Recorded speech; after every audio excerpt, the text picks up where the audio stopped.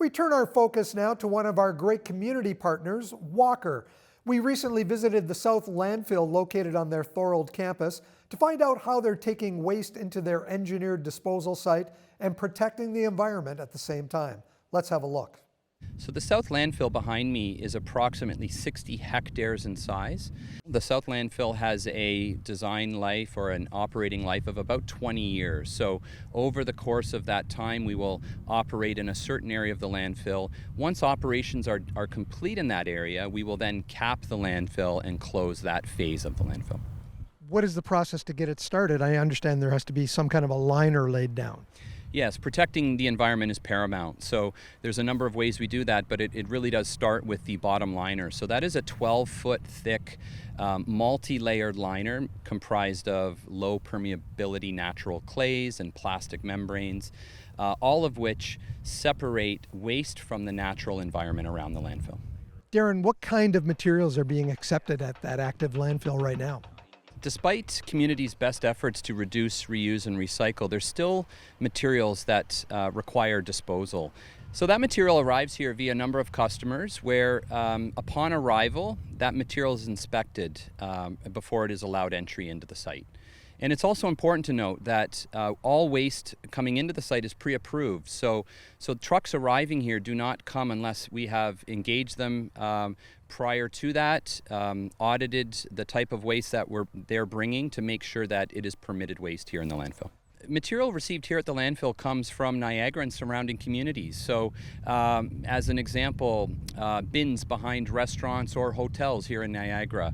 Some curbside waste. So we work very closely with the region of Niagara to support their waste management division as well. And then of course surrounding communities. So any waste generated here in Southern Ontario, we are approved to receive. Once those trucks arrive here, what is the process? So once trucks have been permitted on site, they are directed to the active area of the landfill. So that's where trucks are unloading. Those trucks will then unload, and during that process, we'll further inspect the waste. Our operators are trained to identify the type of waste and ensure that, again, it's permitted here at the landfill. That waste is then compacted and put in the place where it will stay here in the landfill.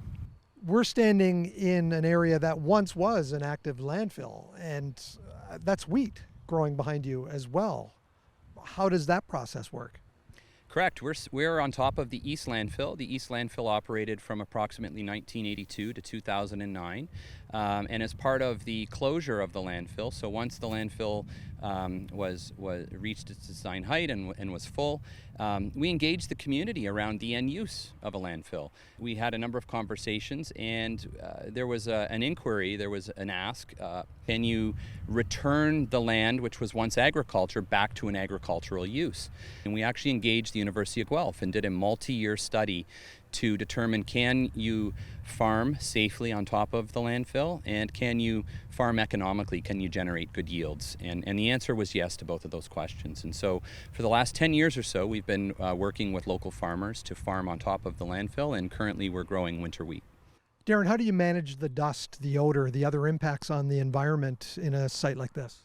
Well, we work hard to be the best neighbor that we can be, and so things like odor, litter control, bird control as another example are really important. So we have water trucks that water the site constantly. We have street sweepers that sweep perimeter roads as well. We have litter catch fences to catch any litter that may try to blow off the site. And of course, we have a falconer on site and an employee called Brooke, who is a Harris hawk that we use to deter seagulls from stopping by the site. Darren, in previous visits to the campus, we looked at how Walker is generating energy from waste. Is that happening here underneath this wheat? That's correct. Not only is this former landfill being used for agricultural purposes, but it's also a significant renewable energy source here in Niagara. So we're collecting landfill gas. Landfill gas is generated from the decomposition of waste. We want that methane because that methane is a renewable energy source. So we're generating electricity here on site to power the campus. We're providing General Motors Glendale plant with renewable energy to power that facility. And we're in the process right now working with our partners Comcor Environmental and Enbridge to develop Ontario's first and largest landfill gas to renewable natural gas energy facility here on this site.